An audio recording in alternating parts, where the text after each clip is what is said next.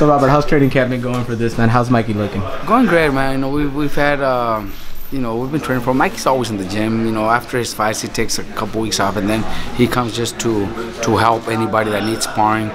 Mikey was helping Virgil Ortiz for his last fight. Before we started sparring for Mikey's fight, he was already helping Virgil Ortiz, and now that Mikey's in camp, Virgil's helping Mikey. So you know, that's what my team's all about. You know, helping each other and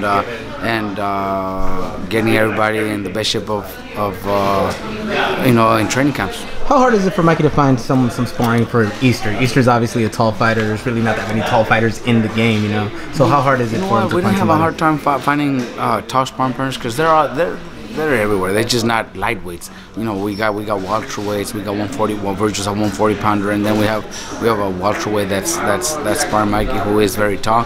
So you know, it's not that it's hard finding them. It's just they just got to be bigger. Sparring with those type of guys, higher weights and everything, does that prepare Mikey for, you know, the future? Obviously, I know you said you wanted him to go to welterweight and everything. So is that preparing him not only for this fight, but for the future as well? Look, I think Mikey's already ready when the time comes. You know, we're not pushing it and we're not rushing it.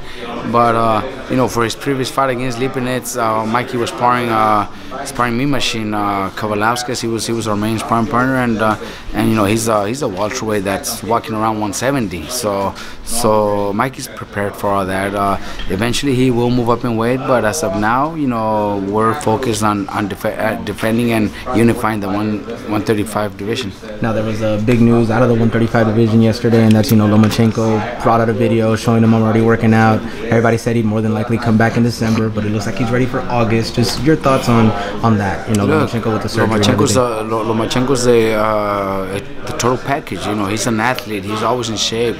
He never falls out of shape. Even with the surgery, he's still working out, and he feels that he'll be ready for sometime in August. Well, I'm pretty sure he will fight sometime in August, maybe September, something like that. And then again before the end of the year, he's an athlete. He's in shape all the time. He's always in the gym. So I expect to see him soon. What do you expect after Robert Easter? Do you expect Mikey to stay at 135? Do you expect him to go to 140, 147? I know I'm not looking past Easter, but what do you think, Mikey? What's in Mikey's future? Yeah, we can look past Easter, but I would like Mikey to stay at 135, and the reason is to unify the title, not only with Easter for the IBF, but you know, there's a WBO champion and there's also a WBA champion. More likely they'll both be fighting each other.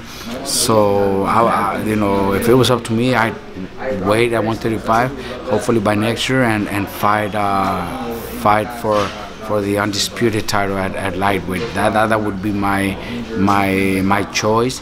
You know, we got to also talk to the team, see what Mikey feels, how Mikey feels after this fight at 135. He hasn't fought at 135 in over a year and a half. So you know, we got to also see how easy he makes 135 in the next 3 weeks. Speaking of Easter, he comes from the Adrien Broner band camp. Obviously, last year at this time, Mikey was getting ready for Adrien Broner. Is he able to take anything from the Adrien Broner into the Easter fight?